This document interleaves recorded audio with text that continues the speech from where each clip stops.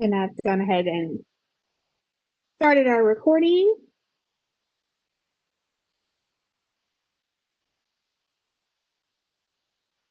And just to make sure no one's having any WebEx issues this morning, if you are new to WebEx, we do have a getting started guide here on slide 2 that you should be able to use your audio from either your computer or if you have an external headset. And I will give everyone just a second. If you want to say good morning in the chat. If we have any new folks joining us today, if this is your first Canvas home-based meetup, welcome. My name is Pam Batchelor. I work for the Department of Public Instruction, and I have the super awesome North Carolina Canvas team with us today to talk about all the Canvas awesomeness.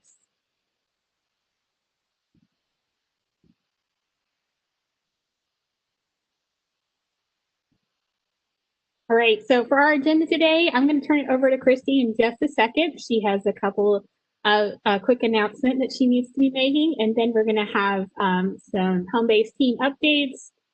Dr. Rob Dietrich is going to give us a few updates, and then we're going to jump into our Canvas team training, and then we're going to have, of course, time for hot topics and networking, because we know this is a busy time of year. So we do have our Padlet that is on our back channel that we will continue to use throughout the meeting, and we will come back to when it's time for networking. So I'm going to put the Padlet in the chat. But you'll also find it linked on our slides. Wherever you see a little turkey, the turkey icon is the link to the Padlet. So without that, I'm going to turn it on over to Christy for her to speak for a moment, and then we'll get started with some updates. Yeah, so good morning, everybody. Glad to see you here. I have a quick update for you all. So as you know, I have been working with North Carolina schools from the Canvas and Structure side since April 2018. However, I have just recently accepted a new position and role within the company, which is going to put me more just internal support versus external support. So you've probably, a lot of you know, I've kind of had an evolution of different roles, but still supporting North Carolina. But I am excited to announce that I am turning over the reins to Lauren Barris. And most of you know Lauren. She has been supporting Canvas or supporting North Carolina from the Canvas side longer than I have been a part of the instructional Canvas team. So she is very knowledgeable. So really excited that she is going to lead the North Carolina Canvas team moving forward. And so Pam, if you want to advance, we have just a quick little intro to Lauren. And Lauren, if you're able to unmute and say hello. Thanks, Christy. Like she said, lots of you I have already been working with, so I'm excited to continue working with you and in just a little bit of a different capacity to be able to help the state as a whole rather than just working directly with a small portion of you. I'll be able to work more broadly with all of you and excited to take on this new challenge. Awesome. So I know that you all will get tremendous support and know that the state will continue growing in collaboration and communication and building of community underneath Lauren's leadership.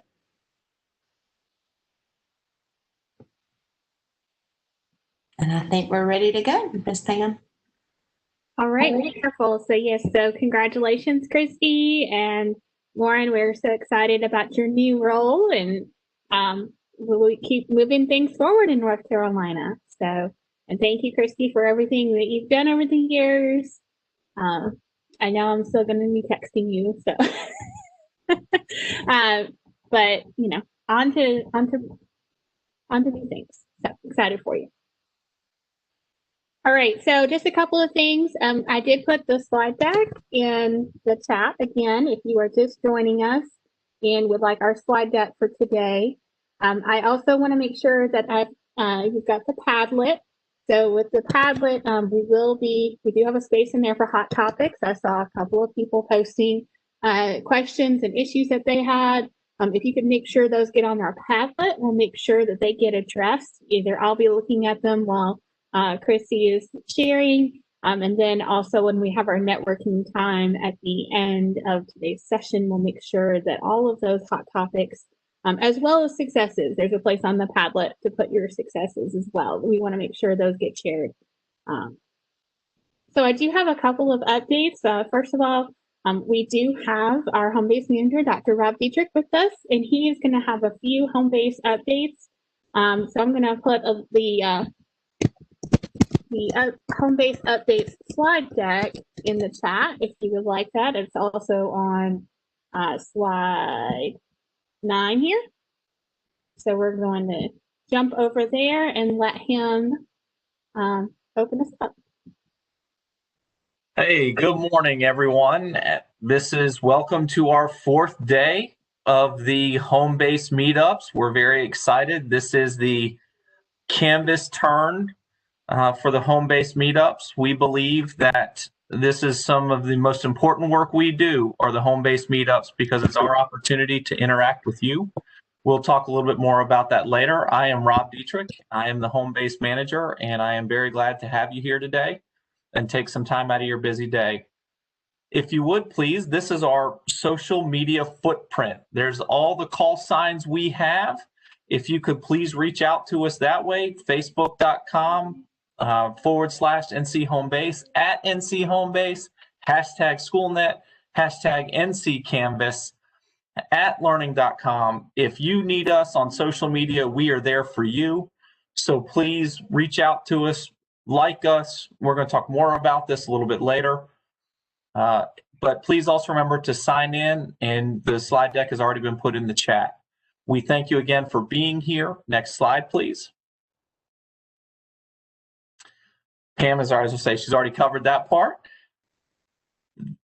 I've touched on this a little bit. Home-based meetups are very important to us here at DPI. Even when I was in a district, I thought these were the most important things that I went to because it allowed me to get good information, solid information, help from colleagues around the state, as well as give feedback to DPI, which I was not shy of when I was out in the field. And I believe that these are extremely important. We're very glad to have you here. Really, the illicit feedback from the field is key for us, as well as to provide collaborative time problem solving and networking. We think it's very important. Next slide, please. In our agenda today, I'm going to be very brief with my updates, and then we're going to get right into the product session, and you will get 1 CEU credit for attending, 0.1 CEU credit for attending today. And thank you very much. Next slide. Here is the schedule for the week. We are almost done with this week. We have already had NESIS, SchoolNet, PowerSchool, Learning.com. Canvas is today, and tomorrow is Go Open NC, which continues to become an extremely valuable resources for educators across the state as it continues to grow. So we really look forward to talking with you about that tomorrow. Next slide, please. And here's our schedule. We are in November. We have 2 more scheduled, one from February 15th to February 19th and April 26th through April 30th. We look forward to meeting you those days. They're all virtual right now, but hopefully good things will happen and maybe we can get out in the field a little bit later in the year. But right now we're planning on them being all virtual. Thank you. Next slide. And we at Homebase are part of Digital Teaching and Learning, and I think that Digital Teaching and Learning has done an outstanding job working with districts and providing resources to you. You see 3 examples of that. You have our Digital Teaching and Learning website. You also have our website on North Carolina Remote Learning Resources and Information, and all the resources towards lighting our way forward as we continue to navigate through this pandemic we're in. And hopefully you find these resources as valuable as we believe they are, because we think that we're all in trying times right now and that these resources are very valuable for you. Next slide, please. As well, we need to talk about the home base website. The home base website is where you can go to learn all things home base, from training to QRDs to basic information. If you're trying to explain what home base is to people, this is a great place to go so that you can learn everything that is home base, because we want to provide outstanding educational resources digitally to staff and students across the state of North Carolina, and we think Canvas is a big part of that. Next slide, please.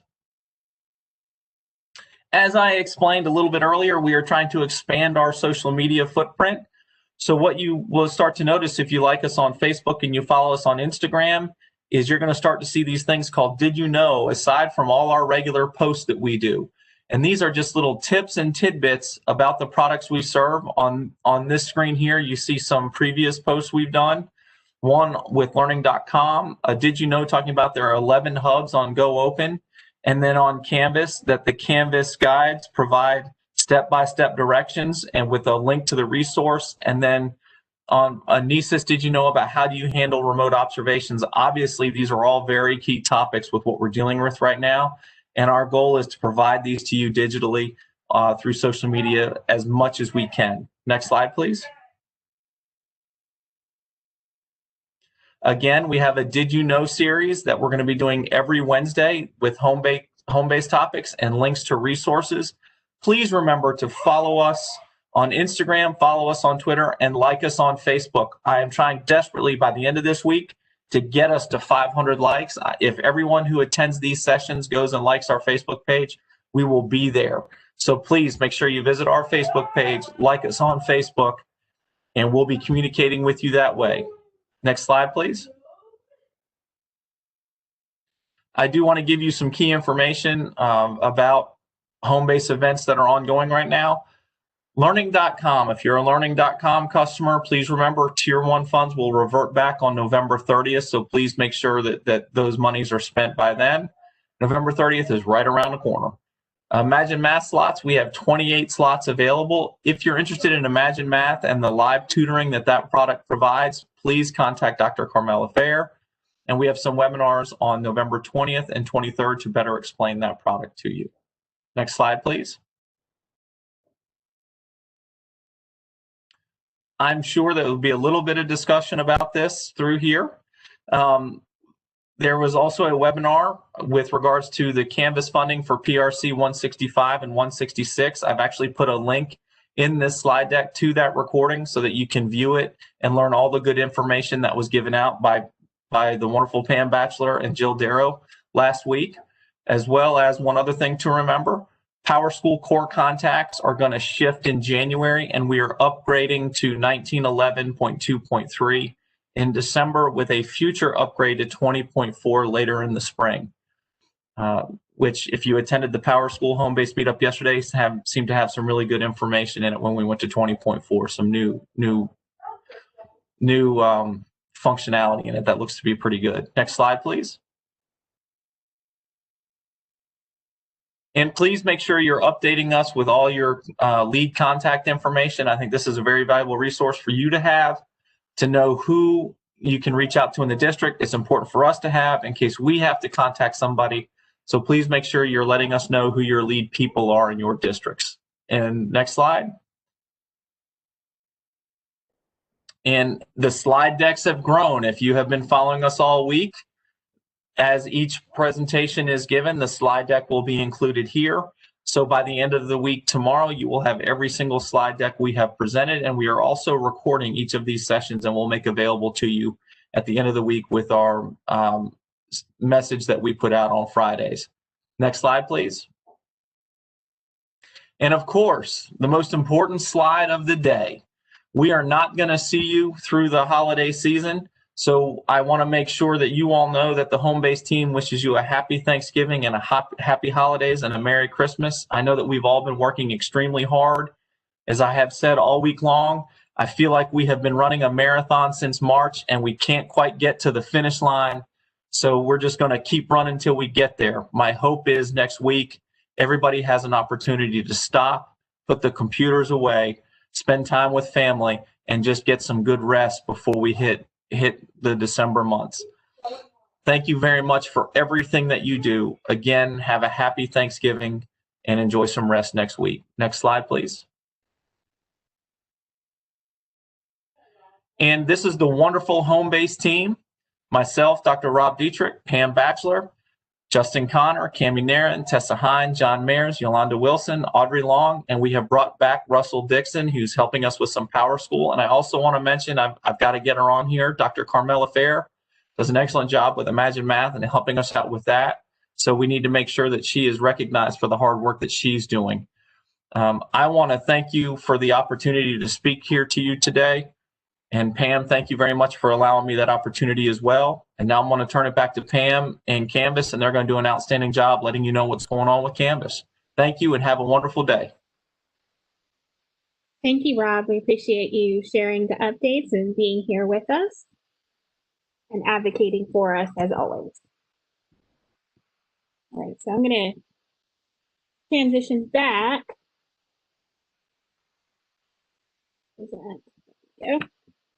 Just for a couple more slides of some updates from DPI. So just to remember that on the top left or right corner there of the screen is our Padlet, our little turkey icon for November.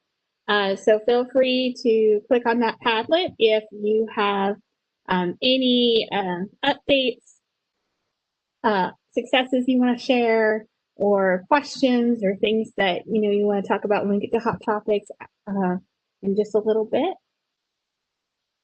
I do want to spend a couple of minutes, as Rob mentioned, we do have a PRC out there for Canvas funding, PRC 166.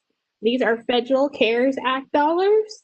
So they are a little bit different than other funding streams that we have had in DTL in the past.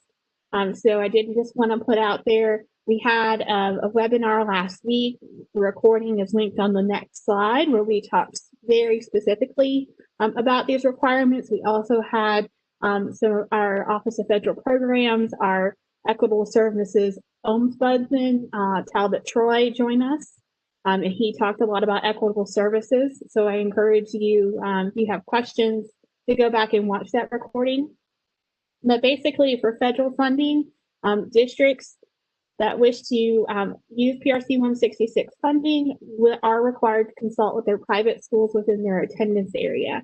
So that does, if you have a municipal district within your district, then it goes by attendance zones. So just to clarify that, and it does not apply to charter schools.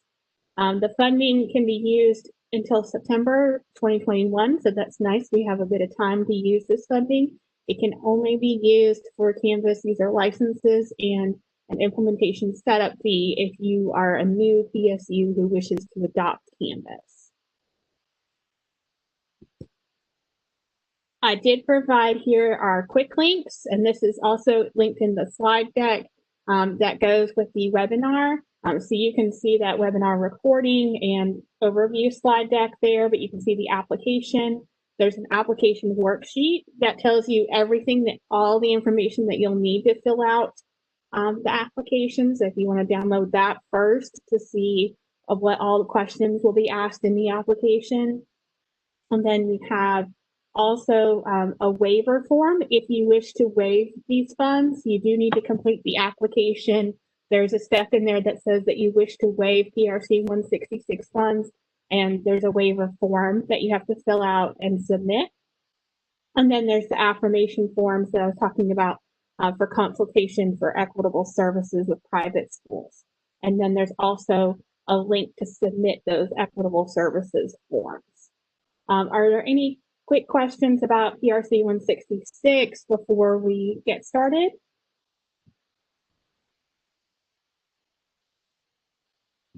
No, Cheryl, funding is absolutely available to charter schools. It's just that charter schools don't have to go through the equitable services process from federal funding. Federal funding requires our districts or LEAs to consult with private schools in order to use the funding, but charter schools are not held accountable to that.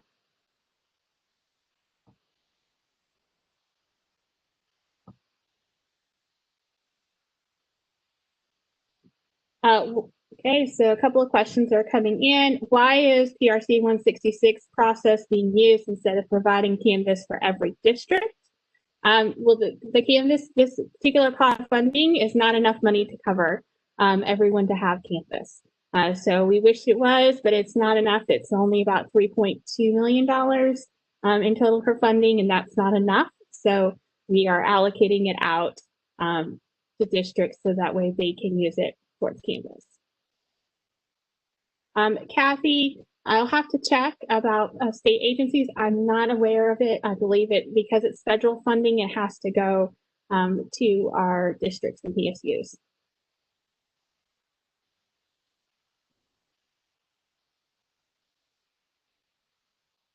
Lindsay asked a good question. Do you think there'll be additional funding to cover licenses that were purchased with PRC 129?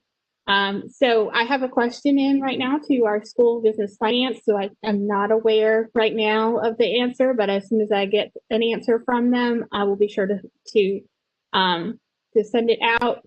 So basically what's going on is some of you received PRC 129 money earlier this year to expand your Canvas licenses as a result of your response to the pandemic. And currently, as this policy is written, the licenses that you purchase with PRC 129 funds cannot be used for PRC 120 or 166. But what I've asked our school business finance office about is because the 166 funds extend until next year, would it be possible for you to apply for funding for the licenses that you purchased this year with 129 to use next year? And I have not gotten a response yet. So I'll keep everyone posted as soon as I get a response about that, if that would be equitable or not.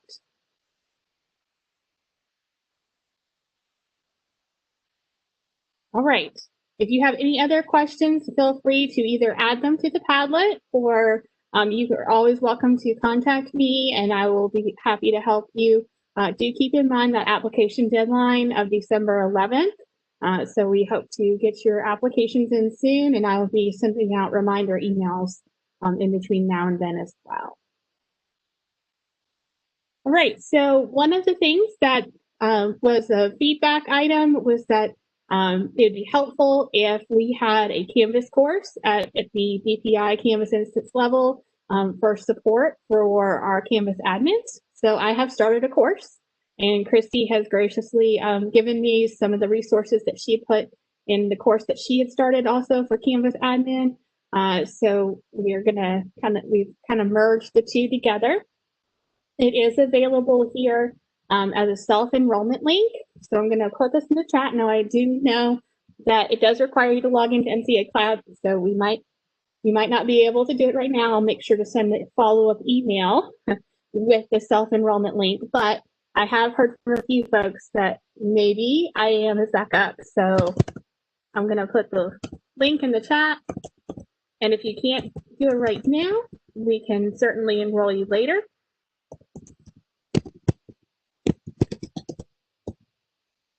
But there is the self-enrollment link.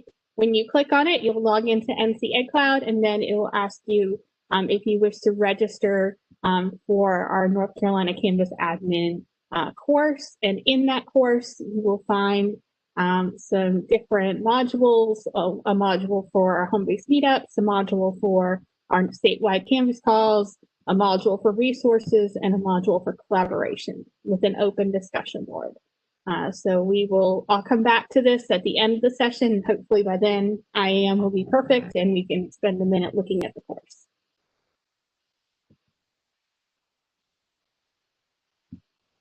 All right, so new for this month, we have started these mini courses for our monthly Canvas webinars. So to make things more flexible and accessible for all users, instead of having our live Canvas webinars that we offered at 3 p.m. and 7 p.m., we have pre-recorded the webinar and then also added in some discussion elements to help users interact with the content. And then these courses are designed to be completed in about an hour. And our first course is available now. It's self-linked into Nisys, so it's really nice. So as soon as the user completes the course, their credits automatically applied to their transcript within 48 hours. We've had about 50 people so far complete the first course, and I haven't had any reports of any glitches or issues, but feel free to give me any comments or feedback on this. Our next course will launch on December 1st. And then I would also love any feedback on topics that you would like to see for January, February, and March and April, because we are going to plan courses for those months as well. We just are working on the topics for those. All right, I'm going to go ahead and change it over and let Christy drive. Yeah, and I am going to say that I started out with a risky activity because I have never used Mentimeter as a poll. And I decided to do that today. And that may or may not have been a good idea. So are you seeing my screen with the slide deck? Yes, Okay, ma'am. so awesome, thank you. When Pam and team sent out the registration for this meetup, there were a lot of things that came up as suggested topics. And so I tried to provide some resources for everything, but my goal is to spend approximately the next hour talking about some of these topics. And then hopefully, if we don't get to everything, you still have some resources there, or we could put them on the agenda for the next call or some of our statewide calls. But I did want to hear from you in terms of what you wanted to talk about first. So I'm going to give it another 30 seconds or so to let you vote. I'll give you another minute in case you're having any issues getting in.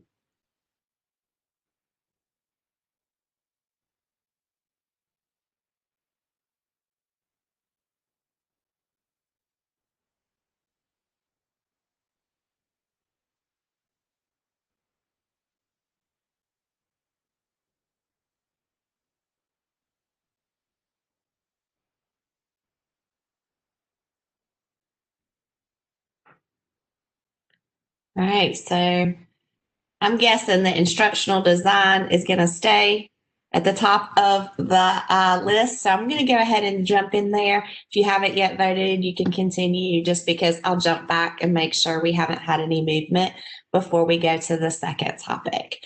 So instructional design is something that we have talked about in a lot of these home-based meetups, as well as actually, let's see, a lot of the home-based meetups we've talked about instructional design. We've also talked about it a lot in our statewide meetings each month, and as well as in the admin think tank, if you've ever participated in that. So know that it's a topic of, ongoing concern and interest, and definitely wanted to provide some resources as well as open up the floor for discussion.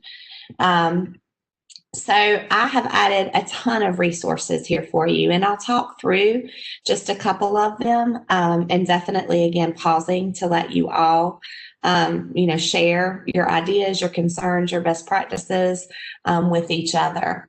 So as I mentioned, we have visited this topic several times as a group. And one of the things that's come out of those discussions is we talked about some look fors. So when you're thinking about, sharing out best practices or guidelines or things, possibly even for principals to look for when they're looking at Canvas courses, we talked about what are some of those things that we think are instrumental and important in Canvas course design, or remote or blended learning course design. And so you'll see, again, this is the list that you all have developed. I've just been curating from all of our multiple conversations about this list. And I know some people have utilized this list to create, a virtual walkthrough or a checklist that could be used for, teachers to do their own self-evaluation of their courses.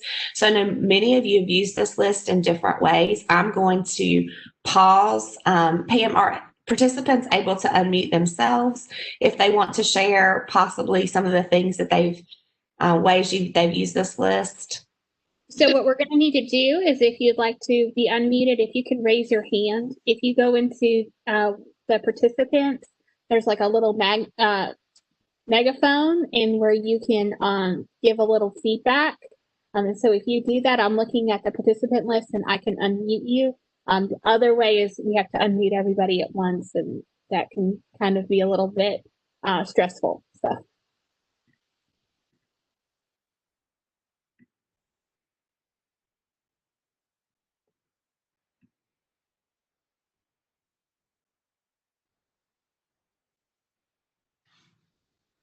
Y'all know my wait time is bad, so I'm gonna pause for another few seconds. Great, you should be unmuted now. Awesome, thank you, Chrissy. I was just going to say, and I was going to give a shout out to Don. I took his. He had modified for Iredell the checklist, and I actually formatted that also for our assistant principals and gave that to them as kind of like not necessarily a digital walkthrough tool, but just a modified version of saying, because not everybody has instructional design background, so what kind of look for as an administrator. So I think that's a very helpful tool if no one's taken a chance to look at that yet. Yeah, thank you, Corey and Don. So this is the checklist, the original Canvas created checklist that Don has modified, and he has shared that out in the past. So I appreciate that. I'm going to go ahead and move forward into some of these other resources. And glad to hear that you're doing the same in Lincoln, Samantha. Again, and none of these are new. These are things that we've shared in the past, but we may have a wider audience today. And/or I know sometimes you see something and then you don't remember where you saw it. So just going to talk through some of these again. This was a student-facing module planning guide that was shared with us from another district. It was not in North Carolina, but it was really nice that they shared that with us. So some planning questions as teachers are creating content, and/or if you have a curriculum team, that is working on, or you have a group of teachers working on creating curriculum content. These are some good planning ideas for them and key considerations. So I think this is a really helpful resource. This is another resource that was shared by the same district, which talks about exemplary instructional practices, thinking about accessibility, which is certainly important as we have these pockets of remote learning, or if you have widespread remote learning, or just, a few days a week remote. Accessibility is always important, but it's something that probably we haven't given a lot of training on for teachers in a digital learning environment. So it's really important to share out some of those best practices and considerations. So I thought this was a great resource as they provide support for teachers in those best practices for student-facing content. And if you even go into modules, then you'll see some of the examples that they've provided there. As Corey mentioned, and Don and Samantha, we do have that Canvas course evaluation checklist that I just shared. We also have a mobile app course design evaluation checklist. If you have not, considered the amount of students who are accessing Canvas on a mobile device, I would highly encourage you to take a look at that. One of the things, Dawn, thank you. I did not know that you didn't have access to that course. I apologize for that. I'll see if I can get access. Thank you for letting me know that. This course evaluation checklist for mobile app design, the more and more students that we have using mobile devices, especially as we're moving Canvas into younger grades, and it may be that all of your students in younger grades are on mobile devices, but even if it's not all of your students in younger grades, your older students are using their phones, they're using their tablets. So another thing I think that we have an opportunity for is to make sure that our teachers are aware of those things that need to be taken into consideration when they are designing for a mobile experience. And so this mobile course design evaluation checklist is also very helpful.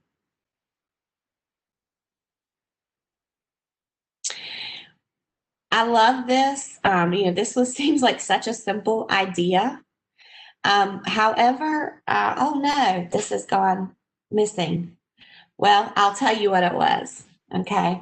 So this is, it was just a blog post, and it was a blog post by a teacher who said, I want to make sure that I'm designing my course in the best way possible for my students. So she said, I asked them for feedback, and that seems very simple. However, I think one of the most important things you can do, especially if you're starting to think about district or school guidelines or resources or templates, is to ask, right? Ask your stakeholders, ask your community, ask students, ask parents.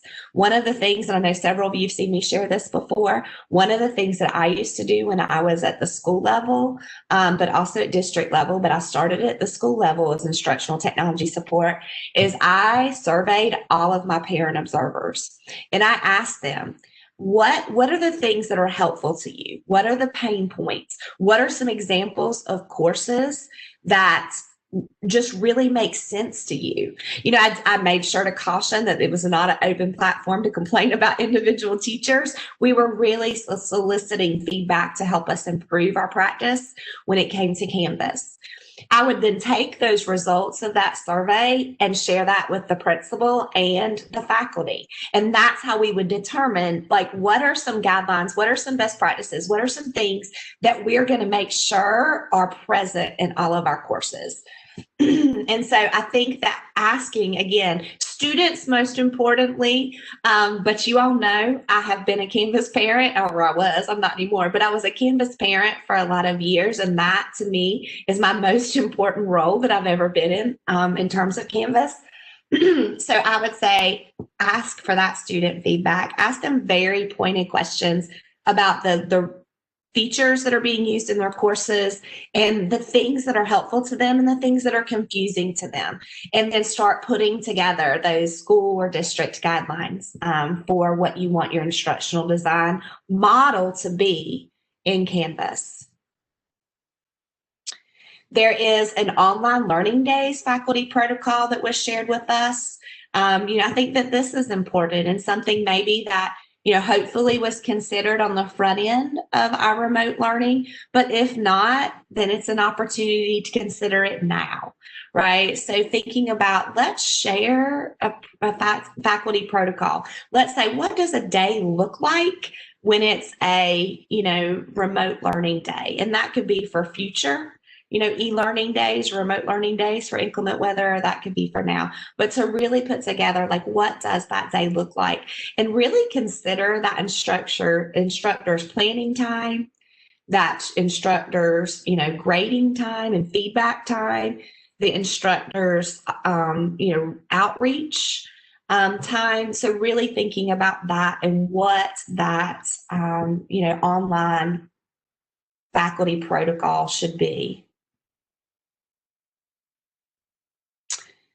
We also have shared a blended learning classroom walkthrough tool, and this is more about blended learning than online instruction, but certainly we have a mixture of both, and hopefully we'll get back to blended and not fully remote, online, although y'all know I'm a huge supporter of online learning and have taught remotely as well. But thinking about when you are designing instructional models for a blended learning environment, what are the types of things that you want to see in terms of environment and engagement? It looks different. One thing that I used to, when I was in a school district, we did every Friday morning, we visited 2 schools. We actually divided out into teams in our curriculum instruction department. And so 2 of us would go to 2 schools, another 2 would go to another 2 schools, another 2 to another 2 schools. And we did that every Friday morning. And we walked into classrooms throughout the school. And we talked about the types of things we were seeing. And sometimes I found myself having to advocate for teachers using digital tools and digital resources and devices, because it's difficult at times to see differentiation in a classroom when students are using digital devices, for the very reason that it's important to use digital devices to differentiate, because it is respectful and students don't see it. You know, to the observer walking in, you don't know that this student is working on this. This student is working on this. Different Lexile levels according to their needs. Different assessments. You know, 3 versus 4 choices. You don't know that the students are watching something and they have different guided notes. You know, with more detail versus less detail. You don't know they have 2 different projects. So it's very important when you're thinking about a blended learning classroom that you're making sure that people that are doing these observations that are helping support teachers recognize what things look like in a digital environment. And also, going back to when we looked at those look fors, if we are doing observations, then I think it's important that they understand that the Canvas course is a key piece of that observation, because you can't always see what's being done when you just walk in. So you should see that differentiation in the Canvas course where you may not see it if you just walk in that classroom. So I think that's a really helpful resource. This is something that when I was running our virtual program in Rockingham County, we had a course need, so we were looking to hire a new course designer. I wanted to make sure they understood what instructional design looked like in an online environment. And this could be for, a blended environment as well. So one of the things I would ask them to do is to give me at least a sketch of their course blueprint, and maybe to develop out at least one module. And I didn't necessarily ask them to do this in Canvas. I gave them lots of options for things they would do, but these are some practices and exercises that you can walk through with teachers and teams and, curriculum developers to say, hey, when we're designing, again, a unit of instruction, whether that be by unit, whether that be by lesson, whether that be by week, whatever you're doing, let's think about, are we including all of these different components and elements? How are we assessing? So they could have given it to me in an outline, a bulleted format. They could have given it to me, in a visual representation, like a mind map. But I did ask for them to really think about planning out for those course goals, objectives, and learning outcomes. So when they're thinking about their goals and objectives and learning outcomes, how are each of the activities and assessments and resources that they're providing in that course supporting and measuring those objectives? So this was something that definitely, I think was helpful to us. As well as, here is a final resource I wanted to share with you, which is blended learning from Hilliard City Schools in Ohio. And they just talks about what does blended learning look like. And so you've got lots of different tools here, including instruction, which it's having a hard time loading. But you're thinking about, here's some reflection questions. These are good resources that can be adapted for your own internal professional development or curriculum planning as you are working through instructional design. So I'm going to pause again. I apologize that resource wasn't available. I'll see if I can find it. It was in our community, and you all know our community moved to a new space. And so some things did. Links got broken. So I'll see if I can find that for you, as well as get access to these guiding principles. So I'm going to pause for any of you all to chime in, talk about what you're doing in terms of creating and sharing and supporting an instructional design model. I know that you all are doing great things and love to hear from you all. And I'm on standby to unmute folks if you want to use that microphone icon or the little hand up to raise, and I'll get you unmuted.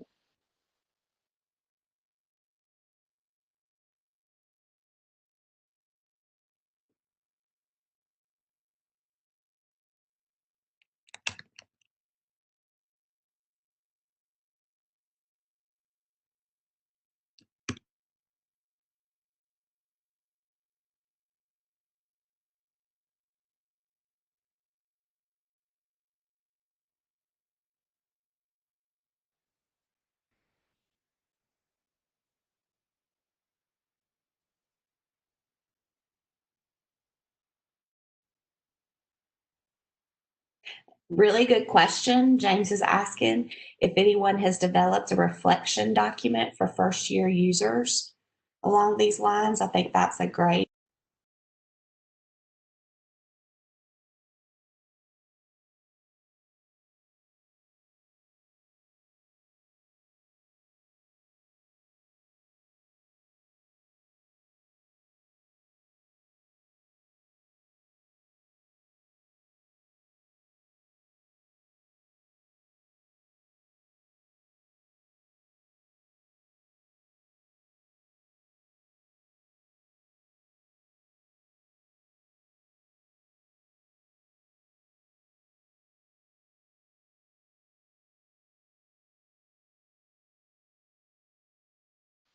Christy, you're muted.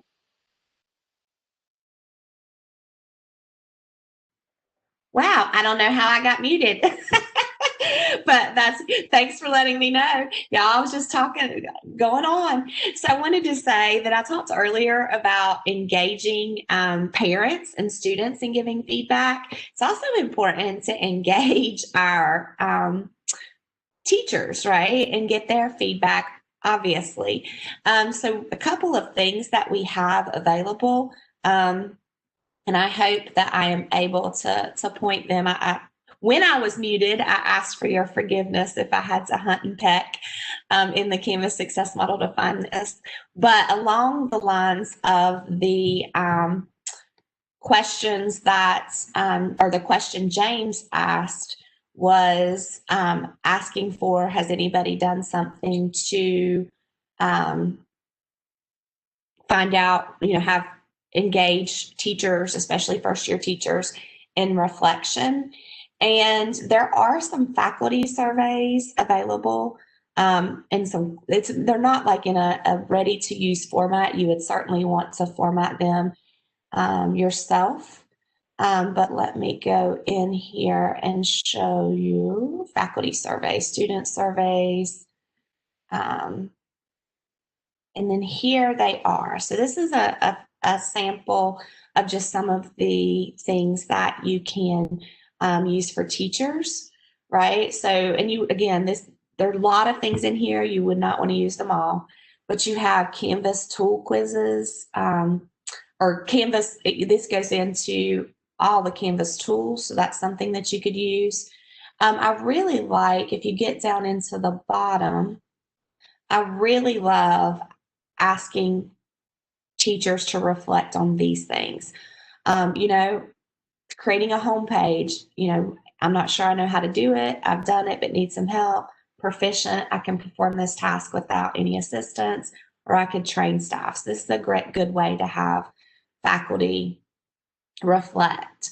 Also, the course evaluation checklist, again, is a wonderful self-reflection tool. Asking, where am I at in my journey? Asking individual teachers.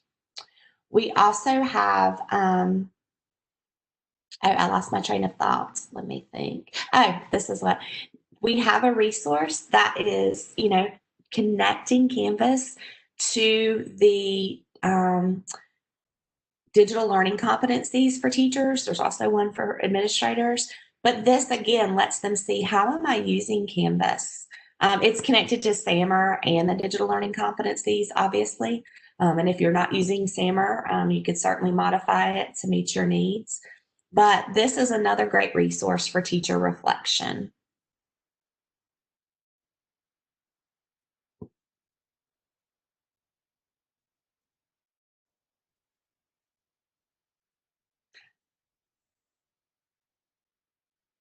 Thank you, Ashley, for sharing the Canvas success model. Marty, I'm going to click on your resource that you have shared. So let me,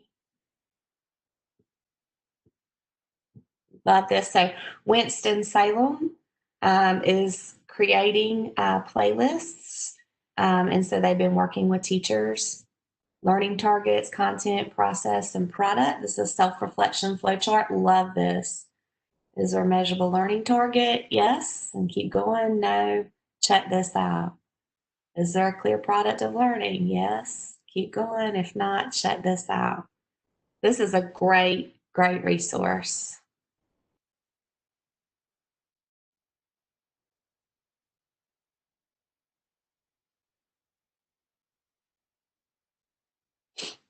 So you wanted to have the link to the DLCs, SAMR, and Canvas. I just dropped that into chat for you, Heather. Is anybody else doing anything to help support teacher self-reflection or an instructional design model? I'm going to go back to my slide deck because the next slide I included a couple of other things.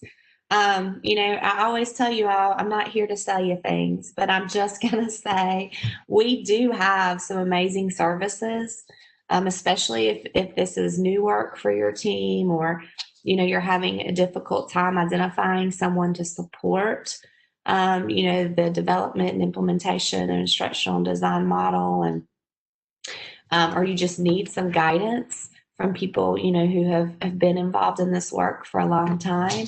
We do offer design services, and those design services include the ready-made and custom templates. So we have people who purchase templates and they, you know, create them or use them as is. We have others who take them and they modify them to meet their needs, especially if there's an instructional design model that's been adopted. Then they can take them and adapt them to meet their needs. We also, you know, can help with custom templates. We offer consultations. So if you just want some consultation, and excuse me, that link took you back to that page. We have on-site workshops. We have districts and schools that purchase a dedicated instructional designer. So just wanted to let you know, we do have a lot of services that are available. Obviously that requires an investment, but there are lots of services that we do offer to help you with that.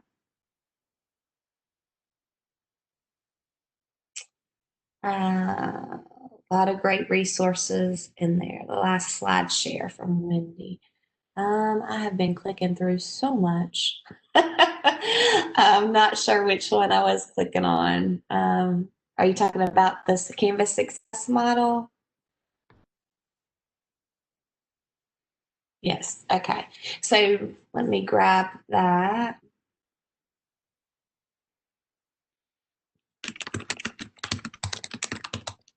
Yeah, and if you haven't taken a look at this Canvas success model, you know, we definitely want to provide resources for, you know, change management and adoption. And so there are resources for this whole cycle of continuous improvement, right? So if you're planning, you're going to think about your communication, your training, and your engagement. So there are steps and resources for each of those, as well as stories. You know, when you go to execution, you're going to think about, you know, all of those different types of resources. Assessing, you're going to look at, there's a sample student survey. And then we talk about vision. And so when you're setting that or revising your Canvas vision, we have some resources for, you know, defining what your measurement of success would be there.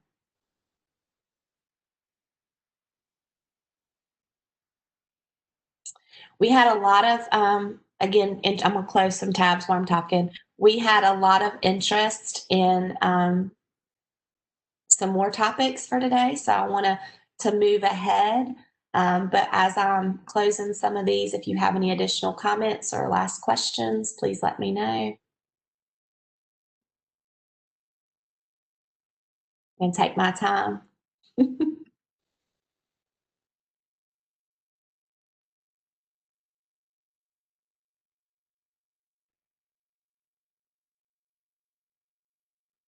Okay. So it looks like new quizzes, item banks are still up there as our second vote getter. So we're going to go to that space in our slide deck. Again, lots of resources here.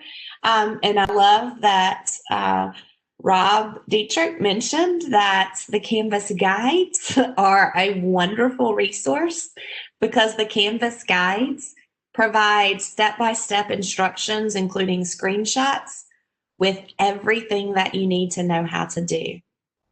So I have included here lots of links to Canvas guides that provide you step-by-step instructions on how to manage item banks and new quizzes. Before I jump into some of those, I want to make sure that you have the new quizzes timeline, and just know that we do expect some additional, or this is the new quizzes user group, but we do expect some work to be done to continually revise this new quizzes timeline. Currently, you're going to see we're just continuing to look at those high impact improvements and prioritizing those. We have decided to delay the deprecation of the classic quizzes. So just know there is not actually currently an announced date for the deprecation of classic quizzes and a forced movement to new quizzes because we want to make sure that we've got new quizzes right. So I do anticipate that they will have a more defined timeline shared soon, but just know that that is not currently available. There's also a comparison document. So if you're ever working with teachers and, or curriculum designers, and you want to know which tool to use or is best to use, then I would say that you want to look at, the comparison document to see, and this is updated as development continues, as well as some known issues and frequently asked questions. I will tell you, in terms of known issues, I do know that there are times when new quizzes and Commons shared courses or courses imported from Commons, as well as Blueprint courses, don't play nice together, right? So we know that with Blueprint courses, upon the first association or sync, the new quiz will come over into the associated course. However, whenever you make a change to that new quiz, that change is not then applied to future syncs. So that's a known issue. Not necessarily a known issue, but more of a comparison. We also know that with things like matching, that currently with new quizzes, it's an all or nothing. So those are things that, you need to be aware of. But when we go back to the slide deck, here are the instructor guides for new quizzes. So again, everything that they need to know how to do. Personally, I'm not a math teacher, don't do a lot of numeric questions. So if I need to demo that for a teacher, I almost always have to personally go to the Canvas guides. So those are available, walking them through step by step. The specific question was about managing item banks. So item banks can be shared with other users. When you share them, it allows other users to view, edit, or use them. So just be cautious that when you share them, that other users can edit them also. But when you are managing item banks, so you go to quizzes, click on the new quiz. Up in the right-hand corner, you go to manage item banks.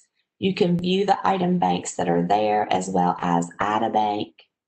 When you open the bank, you can view the items within the bank and edit them there. You can tag them for easy searching because there is metadata attached, so you can certainly search. You can, again, manage those items within the bank by editing, copying, deleting.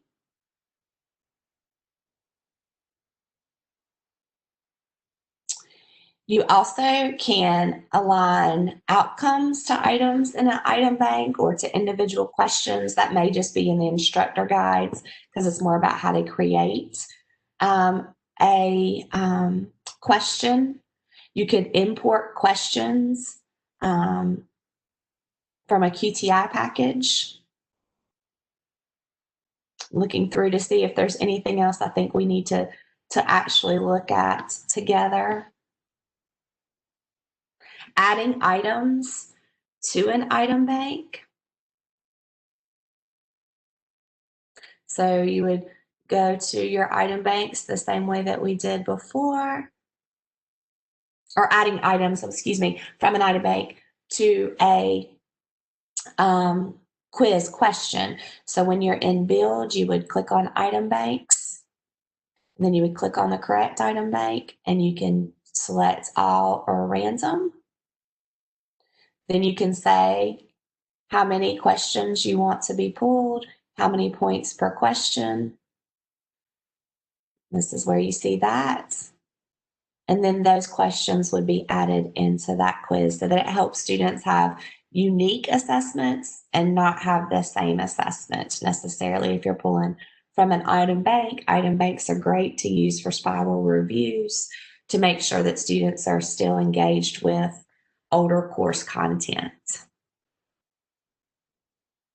Gonna pause to see if there are any other questions. Sorry, I apologize for going back. I'm gonna go into the instructor guides real quickly and say, how do I share an item bank? Because I think that might be important to you. So when you're in your item banks, you click on the bank, or you look at the bank and see the plus share. You start typing in a name. It also will show you who it's currently shared with, and then you can add additional users. Christy, Yes. we did have one question come in about new quizzes. Any update on when new quizzes will have access to SpeedGrader? Is that for new quizzes or is that for Google assignments? I'm wondering. I think it's probably new quizzes because it looks a little different. Mhm. Let's see. Let me see if I can find anything here.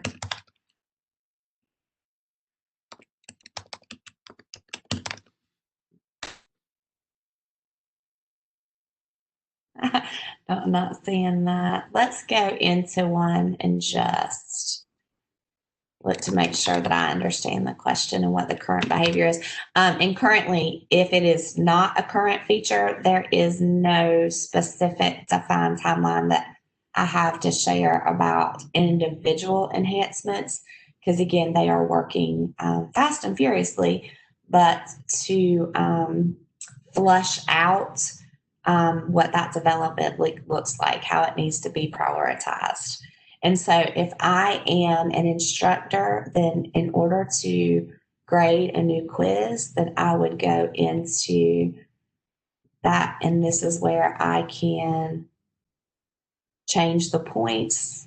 This only has one question, but I could change the point value, or I can add just fudge points to change. So this is what the behavior would have been in SpeedGrader. It just looks different than SpeedGrader.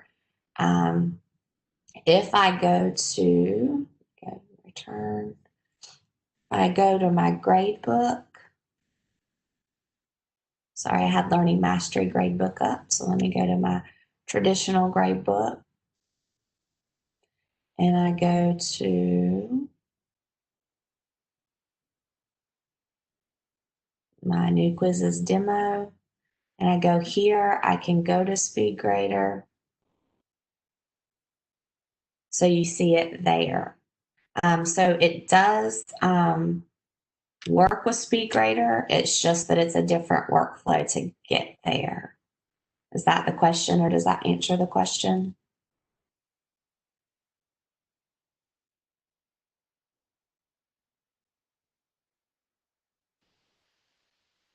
I'm not seeing anything come in, but if that's not quite what you wanted, just let us know. Yep, they said just more steps is frustrating. So, I mean, and I can recognize that. One of the things that I put on the list was the Canvas community ideas and group hubs.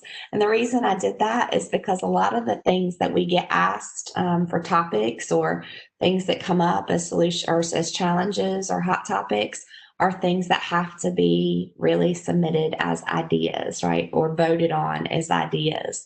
So I won't go into that process because it's definitely down on the bottom of our list and there are things that you want to talk about more.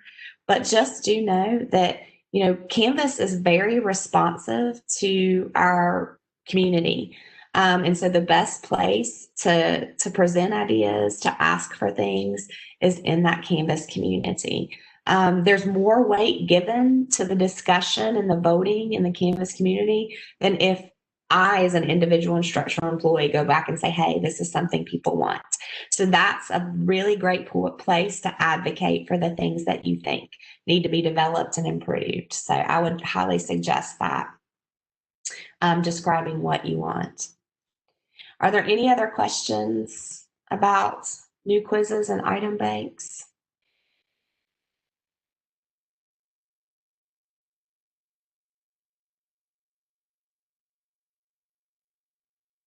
Okay, I think parent observers was our next highest vote getter. So let's go to parent observers in the parent app. So while I'm going to close some of these things out just because I have a little OCD-ness going on. So I know that the specific question that was asked was about the parent app, but I also wanted to just talk about the browser for a second. I told you earlier, my most important role that I think I've ever held in terms of Canvas is being a Canvas parent. I will also say that, you know, I used the parent app and it's great. It's wonderful to get notifications. You know, if my child had a grade that fell below a certain threshold, I could set a notification. If my child had missing assignments, or my children, is typically one, y'all know how that goes. But if I had a child, or if my child had a grade that fell below or had missing assignments, I could get a notification. You know, if they had an overall term grade that fell below a certain thing, I could get a notification. It was great for like that, just overall, let me check the grade. And let me just check a real quick to-do list of the week. And has he done what he's supposed to do? Or has she done what she's supposed to do? That was great. But at any point in time ever that I recognized that there was actually an issue, then I personally needed to go to my browser. I needed to go to a desktop. I mean, you could do it on a browser on a mobile device too, but I needed to exit the parent app and go to the browser version to actually dig in. I needed to go to the browser to see the actual assignment and what the instructions were. I went to the browser to see if my student had submitted something and got a bad grade, what did they submit? I went to the browser to see the course resources that the teacher had provided. I went to the browser to see the feedback the teacher had provided. And I know that this is, you know, beneficial. I recently was working with a friend and had, you know, his son had some missing assignments in the parent app. He could see they were missing. But, you know, when we're talking to our kids may say, well, you know, I did that already or whatever. And I said, well, go to the browser, open the browser and you can see. And certainly in the browser, you can see exactly what's happened. So even though the questions that came for today were about the app, I'm not going to I wanted to make sure to take the opportunity to advocate for support for the browser. Because I just think parents can do so much more and have so much more visibility into the course and can partner with the teacher so much more in the browser.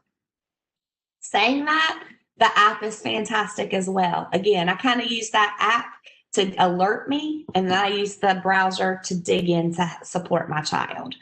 So I think both are helpful.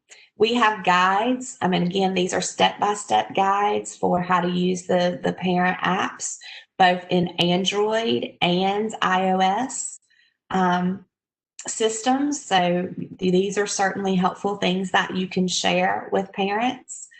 We also have a Canvas live session recorded in Spanish for those of you who, have large populations of Spanish speaking students. Actually, probably, this is a helpful resource for everyone, not just areas where we have large Spanish speaking populations, but everyone probably has parents that they can support using that resource.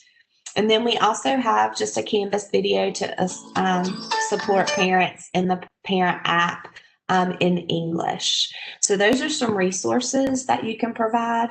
We have had past statewide calls where I believe Cleveland County shared all of the resources that they had created for the parent app. And I apologize if I'm getting that county wrong. That's been a long time ago. It was one of our first statewide calls.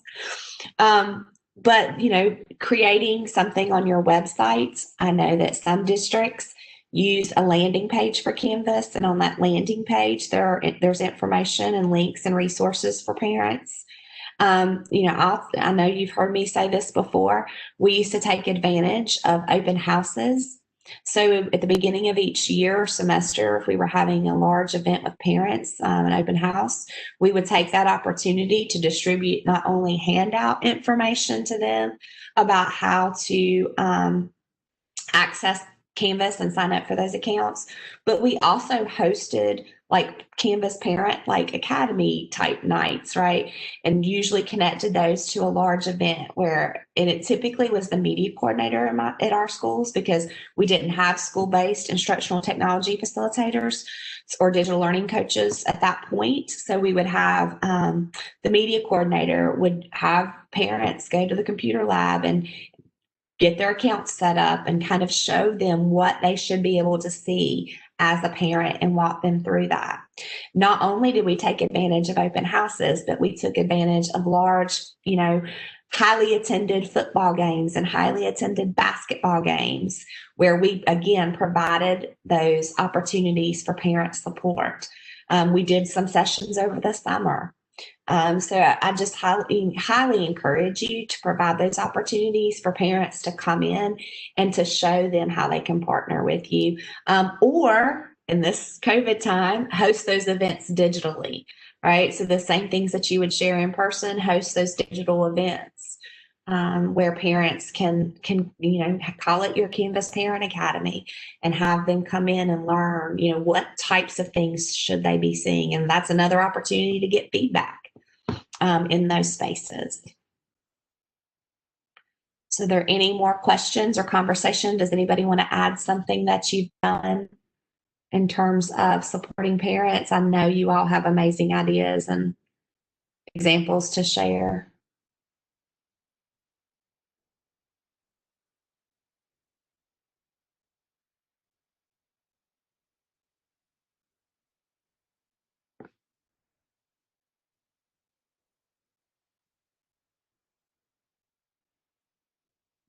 Okay, we're going to move. Go ahead. I was going to say, you don't have to be shy. All right, Dawn, I'm going to unmute you since you said you can share.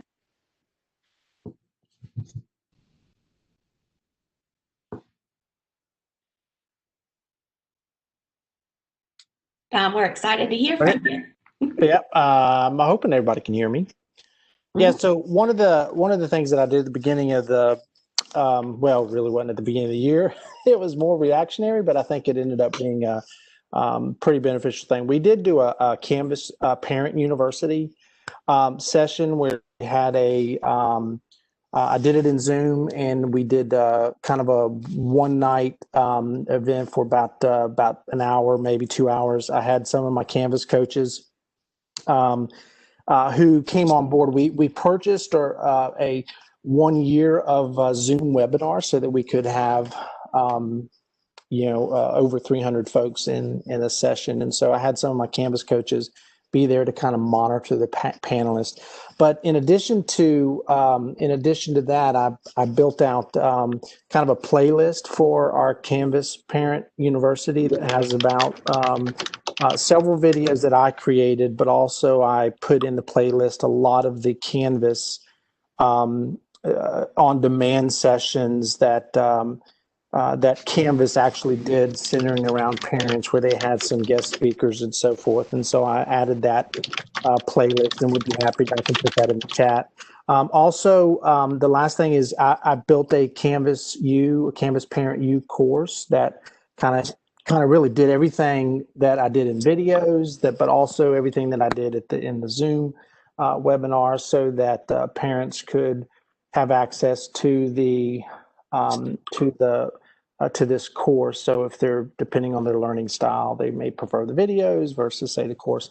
And then in addition to that, we added a student orientation for our secondary students. We're working on our elementary students, but we built a secondary student orientation that we also made public for parents, so that they can go through the orientation with their students, to at least get from the student perspective what all that looks like. So kind of lot there I shared, but I could be happy to share some of those links in the chat if you want me to. I know everyone would really appreciate that, Don. Thank you. That sounds like an amazing way to support parents, or those are amazing ideas. Thank you. And Sabrina also offered to share. So Sabrina, I'm going to unmute you right now. Okay, thank you, Pam, for unmuting me. I just wanted to say, Don, great job on what you all have done with your Canvas parents in district. We did some of the same things that you all did. We created what we call Canvas Parent Live Sessions too, where we actually had them to sign up to come to a face-to-face session. Of course, we did social distance and all of that, and we actually set them up. So if there was a parent who was struggling, had problems, and who could not get on, that's what we was trying. Our goal was to try to make sure that they knew how to go in and actually look for the students' courses, announcements, and different things like that. So that was a great hit. Also, another great hit for us was also showing the parents how to change their language preferences. So going from English to Spanish, and that was a huge hit for us because we have over 73,000 students in our district. So, and just making sure those resources also were available on our website. So, and just multiple places on schools' websites as well. So that's what we did here in Guilford. That's great. Sabrina, and you made me think about something. Just in case you all weren't aware, we do have Canvas guides in different languages as well. There are some resources that are built out in like groups for, Spanish speaking students or Spanish speaking student support, but these are the most official resources. The rest are kind of curated and collaborated on by community. So just in case you needed to have those available, I wanted to point that out since Sabrina mentioned changing the language for parents. That's great. Thank you. I see James asked a question and mentioned, had a comment about not having a student or not having a child. And so therefore making it difficult to demonstrate some of the things that, a parent observer would see. In my instance, and you could do this in your own, I created a student that I add into some demo courses. Now, it obviously takes a little bit of time to create a course, have a student, log in as that student and have some activity, but then connect an observer. But I do have an observer in my sandbox, and I have a child. Actually, I have a few, but this is the one I use most often. It's Maximilian. And when I go into, I'm gonna go to my people and go to observer. And I have my mom of Maximilian.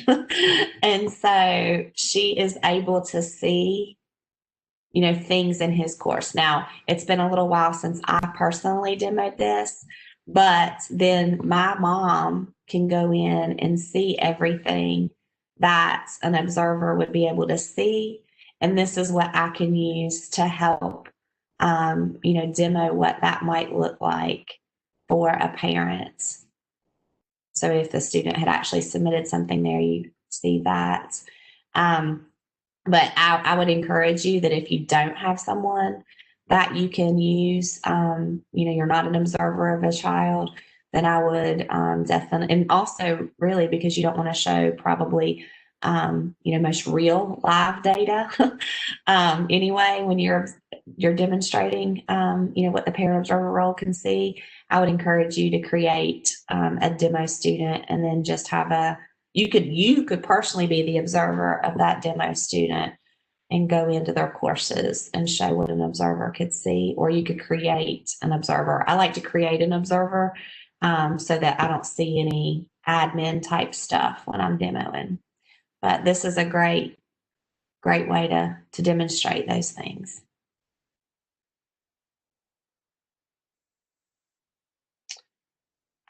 So all of you have a backdoor login. So Dawn, I'm going to use yours.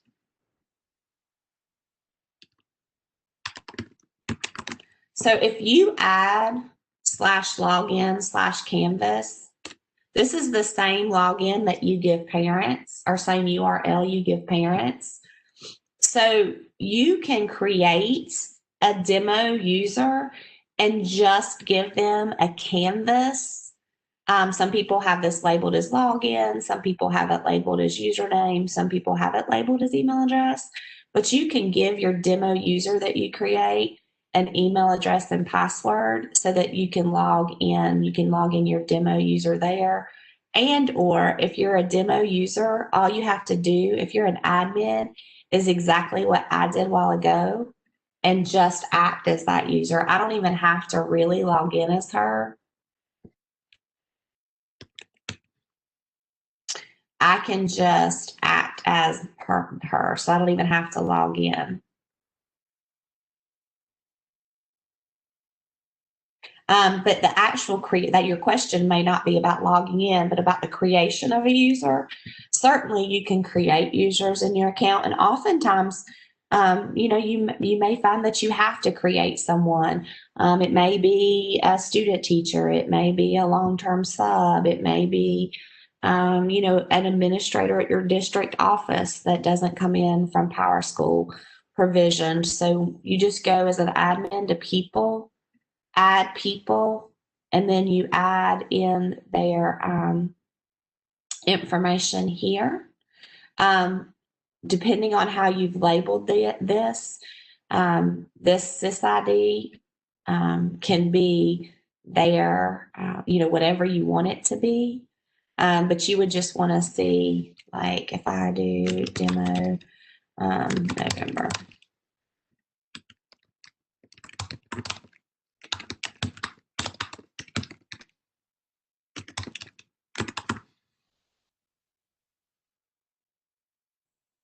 So I've created my user.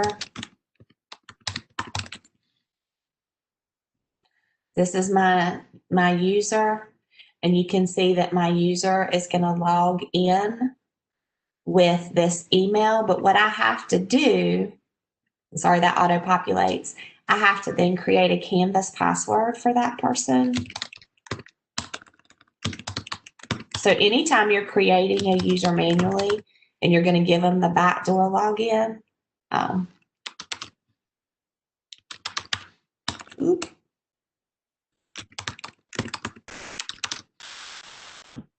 You have to add a password for them too. All right, so now if I go to, and y'all, I know I need to clean up my my theme and my background here. I did this one day to demo for somebody, and I've recognized that it is really ugly. I need to clean it up. I got a spooky person there. I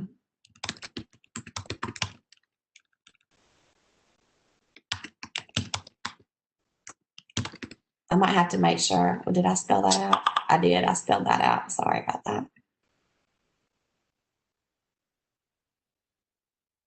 Where'd it go?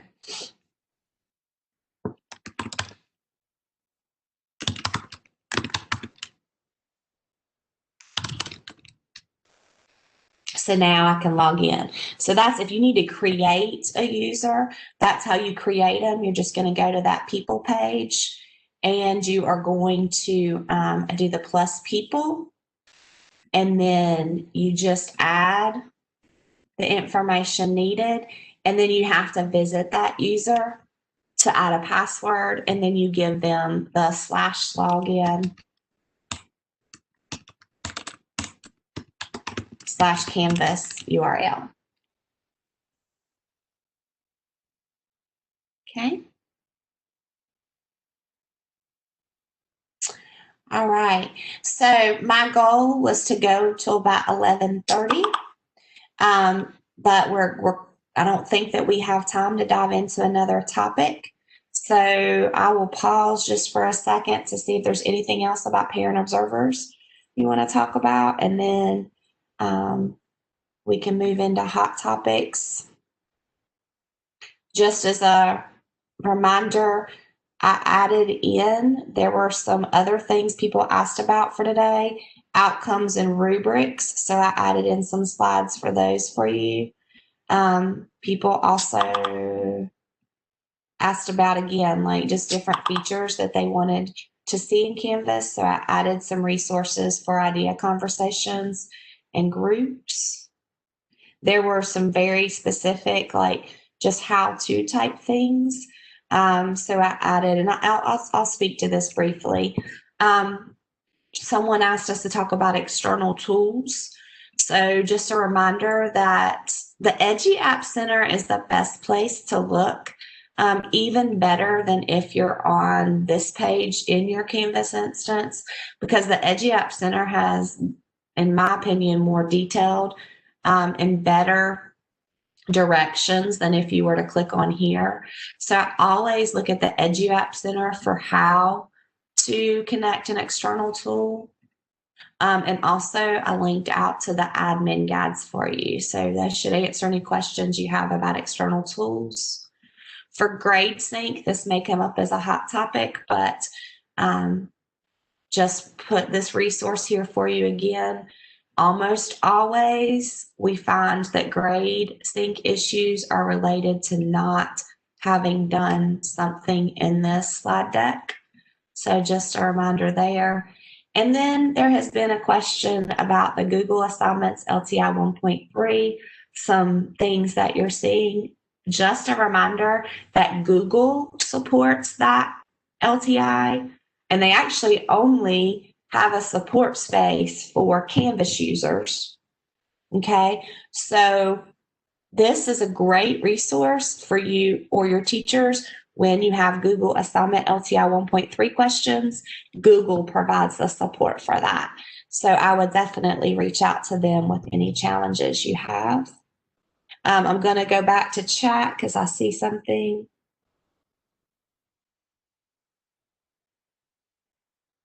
Yes, Gina. On the web browser, parents can log in using that backdoor URL, the /login/Canvas, using the same credentials that they use on the parent app.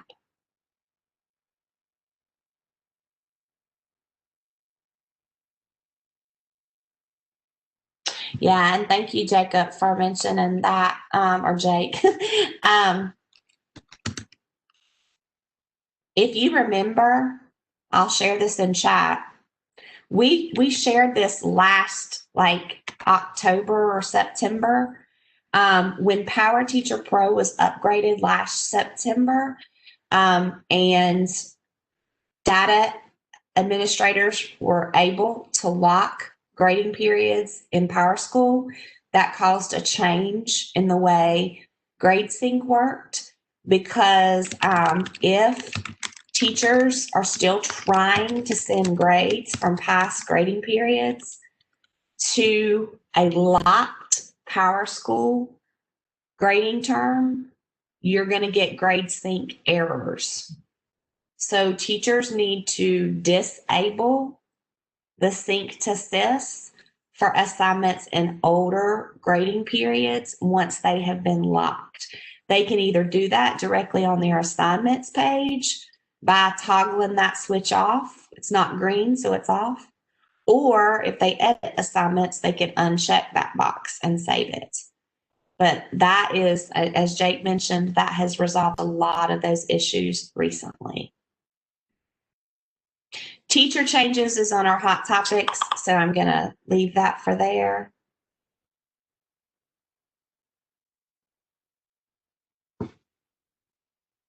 Any other questions?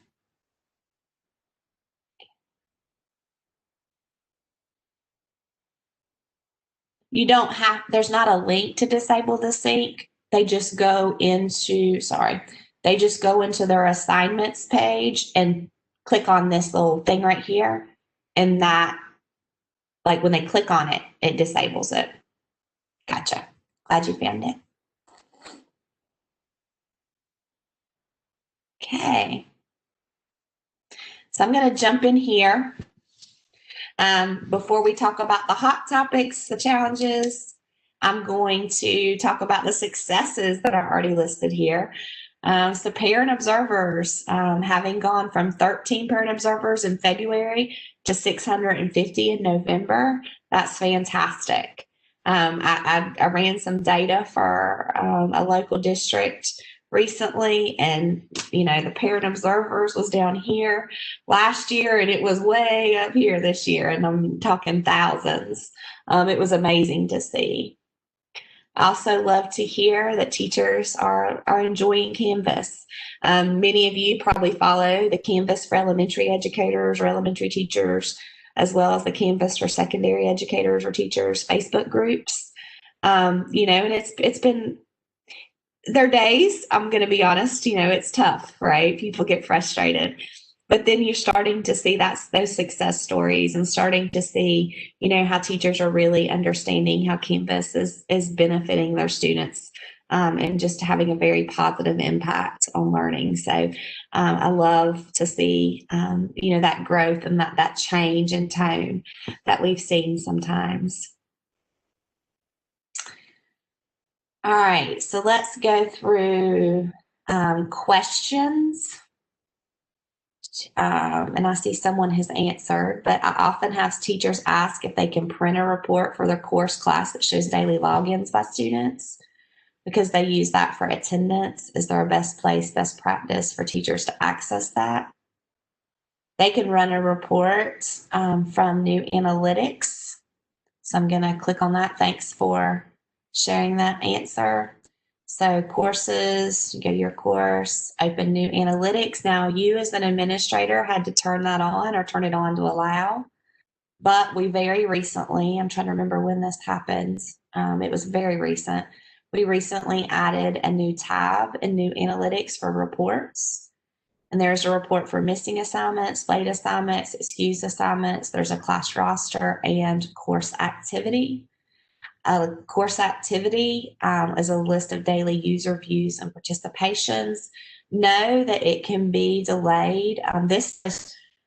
The report data itself can be delayed by 24 hours, but the Canvas activity report data can be delayed by 40 hours. So just know this is probably not going to be something that's available same day or next day, but that course activity report has been super helpful. So definitely appreciate sharing there.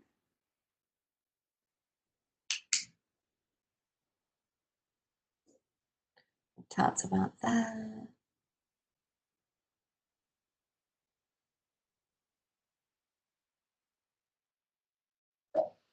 So Christy, I think in the chat, Heather had a follow-up question for that. With the activity report, does it show day by day or is it only listing weekly activity?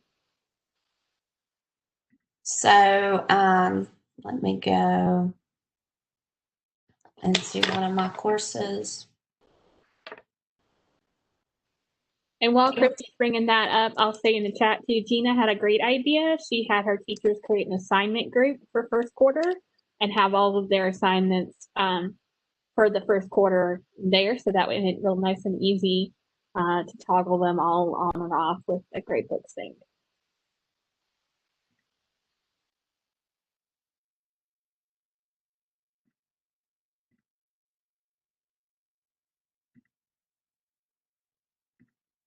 Probably don't have any activity in this course to show you.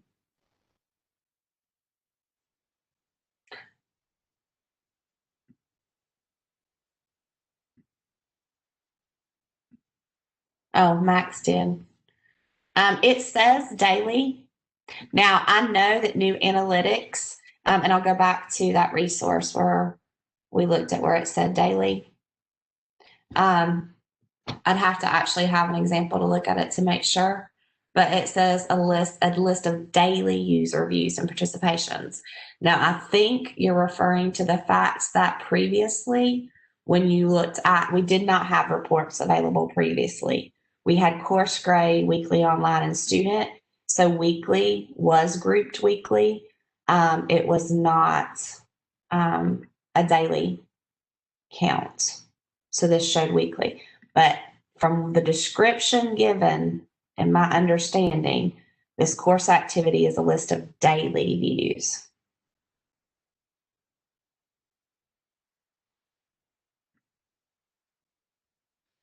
Okay.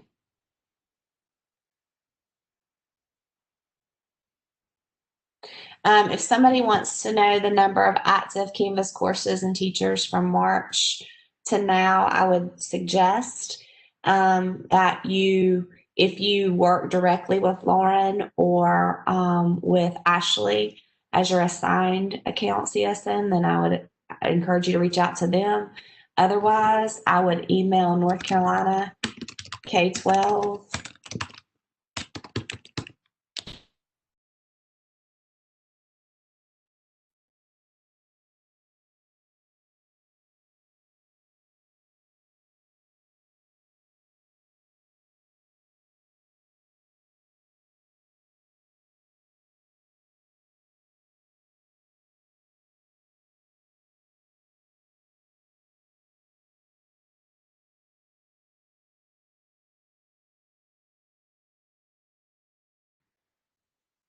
Oh, I have to go here.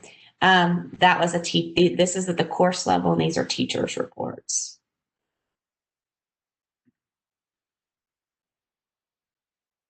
Okay. Gonna go to topics you want to discuss. Last 2 students are enrolled, don't have Canvas accounts in NC EdCloud. So I'm gonna back up just a second here. Pam, I think that Lauren may have followed back up with you yesterday on this. Is just the term enrollment dates is not such a big concern. Most of you know that used to be like a huge issue. But PowerSchool helped to develop in collaboration with DPI and Canvas, but helped to develop a solution for that. So they send us status of students now versus everything being based off of those enrollment and term dates. Some of you got caught in that, but I just want to make sure we don't get confused and go down that rabbit hole. Because hopefully that isn't causing issues with student enrollments being dropped like it used to. That's been a couple years ago. Everyone uses terms in Canvas because you use terms in PowerSchool. The question being asked here, I'm sure you're referring to grading periods. Terms in Canvas and grading periods are 2 different things. So I wanted to even though that doesn't answer the question, I wanted to make sure that everyone recognizes that terms and grading periods are 2 different things. So while they may be the same in PowerSchool, in Canvas, they are different. So your terms import from PowerSchool, but your grading periods, you have to set up yourself. Okay, so just wanted to add that note. But the question here about students not being enrolled, don't have Canvas accounts in NC EdCloud. So the accounts for Canvas don't live in NC EdCloud. What you're going to want to do is check to see if that student is enrolled in PowerSchool. Does that student have active enrollments in PowerSchool? Can you find that student in Canvas at all? If you can't find that student in Canvas at all, you're going to want to go to your SysImport tab and see when was that last sync, right? It should have synced daily. We don't sync on Fridays or Saturdays in North Carolina because of PowerSchool maintenance, but we do sync Sunday through Thursday. If you don't see a most recent sync, like let's say that, the last time it synced was last, Monday and today we're Thursday, then I would submit a ticket to Canvas. Anytime you have missing students or enrollments or something is wrong and not consistent between PowerSchool and Canvas, then you're going to want to submit a Canvas support ticket so that our SIS team can help you investigate. In this case, if this wasn't, the last thing I had, oh my goodness, was October 7th, then I would know that something was stuck. Okay, so you're going to want to submit a ticket. If you are a field admin for your account, then you submit tickets at admin.console.canvaslms.com. I can't personally access that because I am not a field admin. I would have to go in and Masquerade is one of you, so I can't do that. I can go to our February home base meetup slide deck, and all the directions for everything you need to know about support are in that slide deck because we talked about it extensively during our our February meeting, including the number that you can call if you have 24/7 support, which most of you do. This is only for field admin, so those people defined as field admin, but you can call 24/7, 365. Or if you have tier 1 support, you actually have in your Canvas help menu, there would be a phone number for teachers to call, as well as an option for teachers to chat directly from there. Now, you as a field admin can call and or chat also. If you don't have tier 1 support, you only have 24/7, you can chat from the admin console. So you can call, you can chat, or you can submit a ticket. Also, your teachers submit tickets by going to report a problem. So if you're not personally a field admin, this is how you can also report a problem.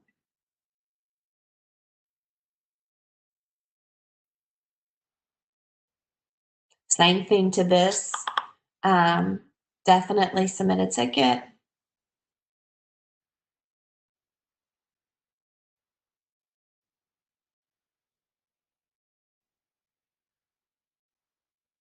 Things should sync nicely, so definitely enter a support ticket. Thanks for answering that, Ms. Pam.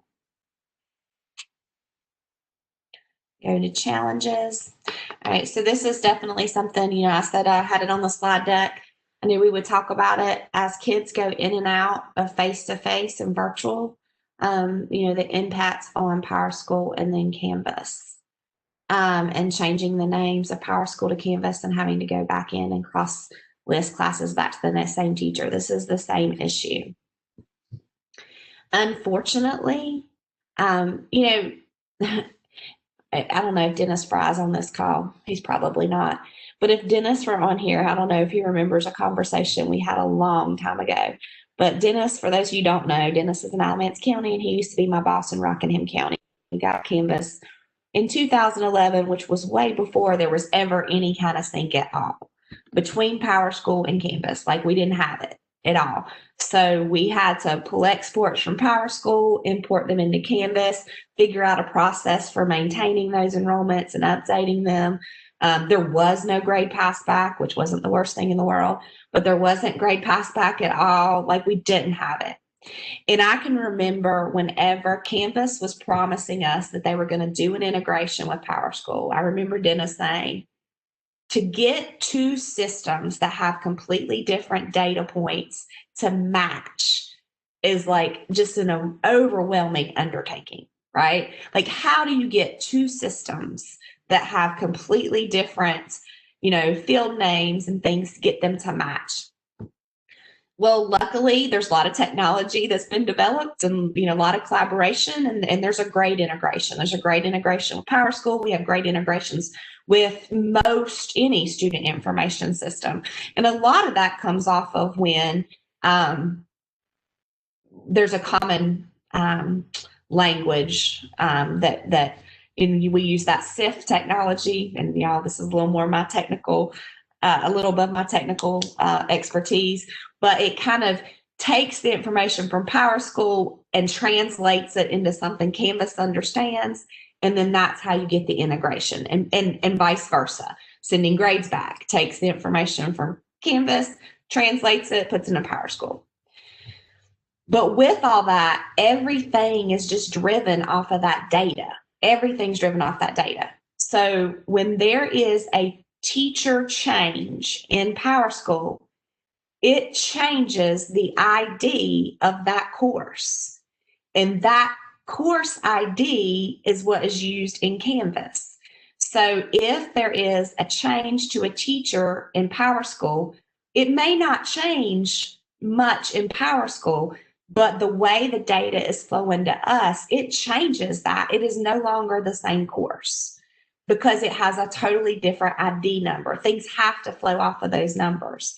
So it's a totally different ID number, which is why a new course gets created and the original course gets deleted. So recognize the pain point, absolutely. Best thing that we can do is to say, this is how to resolve it. I don't know the exact process, but I know one thing that happened in Rockingham County is that at some point they put in like a form where before a data manager changed a schedule for a student, they had to submit the current grade for the student to this form so that there was a historical record of the grade for the student before they did the schedule change and that student got removed from the previous course and added to the new course, right?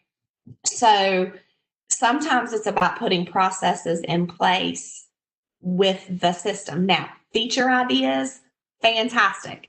Add in those things. This is what we need to happen. This is the behavior we'd rather see. Yes, Don, you can ask a question. Thank you. Hey, thank you, Christy. And I'm sorry, somebody jumped into my office to ask me something. So you may have already moved on from this, but it was when you were talking earlier with Dennis and some things about PowerSchool. So we're getting, as I'm sure everybody is, with students being shuffled, new courses being created, and yada yada yada yada. And I think a lot of the issue in our district is the communication gap at the school level, not knowing the consequences and how that affects Canvas. Does anybody, and I'm asking this to you as well, Christy, does anybody have any kind of checklist or any things that you have sent to schools, data managers that kind of highlight some of the potential issues, how it's affecting Canvas, and then maybe possible solutions so that our issue is the planning. They don't know the consequences will happen, and so there's not a lot of planning that takes place. And so I find out about all of these issues, grades disappearing, sync issues, I find after the fact. And so I'm trying to cut some of the angst and try to be proactive. And so I didn't know if anybody had anything that you shared with schools, checklists, things to data managers to keep in mind as they're thinking about making changes in PowerSchool and so forth. I'm going to leave the floor open because I don't personally. So I'm going to leave the floor open.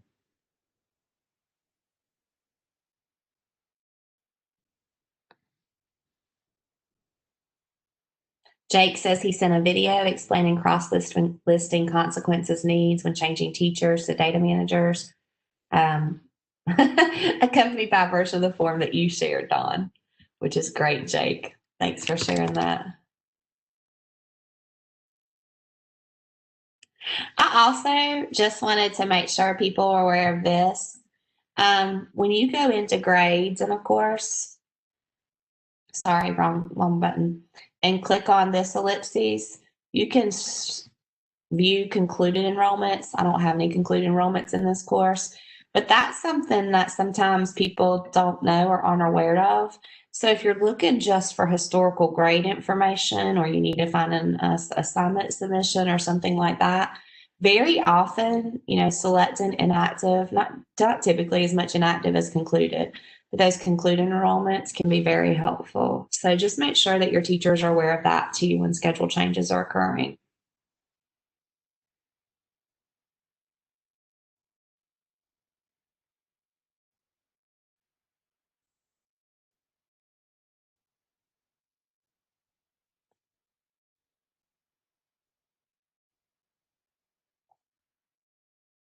You're welcome, Dawn.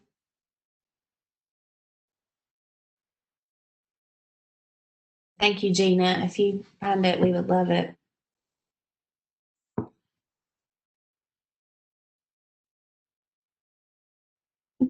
Thanks, Jake, for sharing that video too.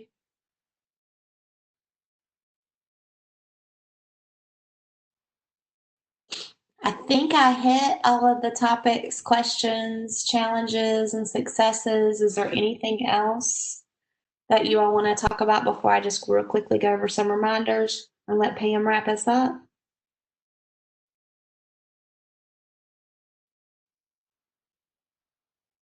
Any questions you had for each other?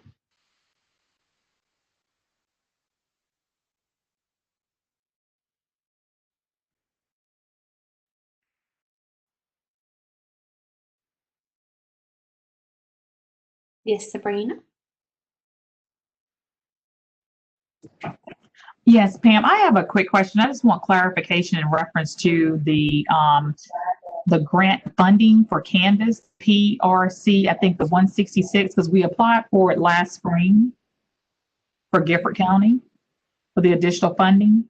And I just want to make sure that what you stated today, is that something we need to apply for moving forward, or are we good? Because we applied for that last grant of Canvas funding for the extra licenses.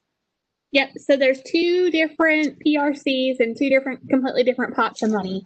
Earlier in spring, we had PRC 129, which was state funds Okay. of the Public Cares Act. And so this PRC 166 is it's federal money. And so you can actually go through the resources and the webinar links and actually look and see Guilford County has already made a planning allotment. And so you do apply if you want that money. And if you don't want the money, then you need to waive funding, which is also part of the application process. Okay, then. All right. So that's an action item. Okay. Thank you.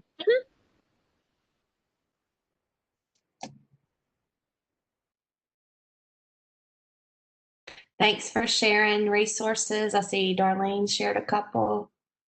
Thank you for that. All right, I'm going to jump into just a couple of reminders. If you're not familiar with our Canvas Certified Educator Program, I would highly encourage you to take a look at this. I want to caution you that this is not beginning teacher Canvas training. This is best practice. We talked about instructional design earlier.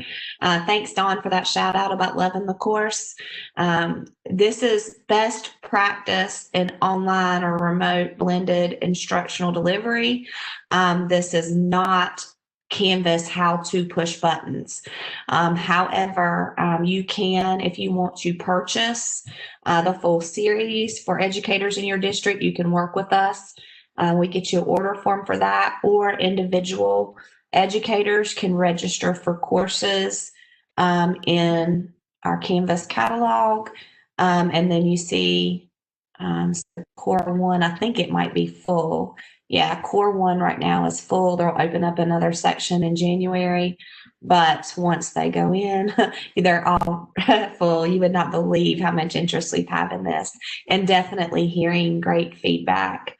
Also, our training portal, just as a reminder, y'all, there are free there are free training courses, pathways, and video resources available in the training portal.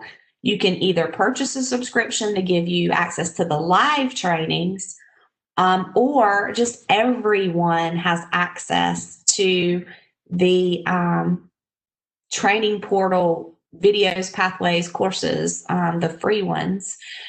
You can even, I'm not going to do it here, but you would not see this page. You would see your account page, and you would be able to pull reports and see completion for people within your district. So if you're not encouraging and advertising and using this as a resource, I really wanted to remind you to do so. That's bad. There's a 404 error. It's probably because it's me, and shouldn't be happening to you. So just know that that's there. Just a reminder, Pam talks about the Canvas webinars. Don't forget about the release notes. We have release notes for all of these different products. Definitely make sure that you're checking them out. Also, I've said recently, you've heard me say, the deploys are like, we've been finding really great things that have happened in the deploys. So definitely make sure that you're aware of those. And finally, Lauren and Ashley worked to develop the call schedule for our statewide calls. Notice that the Zoom link has changed because it's no longer mine. And then you have the call schedule for this coming year. Make sure, I think that was all I put. See a couple more comments in chat. If you have a stakeholder feedback survey for evaluation of Canvas, Samantha in Lincoln County is asking for that resource. And thank you, Gina, for sharing the document you started about how course changes are affecting things, not just Canvas. Thank you for that. Really appreciate all of the sharing you all are doing there. Christy, I don't know if you can refresh that slide real quick, but it does have our feedback link for today, and I'm putting that in chat as well. So with our offering CEUs, as soon as you complete the feedback survey, you'll get an email back with your CEU certificate. So I put that in the chat, but we do thank you for all of the resources that you've shared today. I've tried to move them over to the Padlet as people share things, so that way we have them documented. So feel free to continue to use the Padlet. I'm going to save it and export it out, and I'll email it out to everyone as well with the recording. And I'm just going to take a second to say bye to everyone. So, you know, I have definitely enjoyed all of my work with all of you, which predates me coming to Canvas, because I worked across the state, you know, in different conferences and, you know, coming to some of your school districts or having some of you all visit mine. So I definitely, you know, this is bittersweet. I'm excited about my new role, but definitely going to miss connecting with you all regularly. So this will probably be the last time that you see me in a big space like this. So just appreciate everything that you all have done, and, you know, just continue to celebrate your success. And I hope that you all are celebrating your success, because it's certainly felt across the state. So thank you all for your kind words. I'm going to miss you too.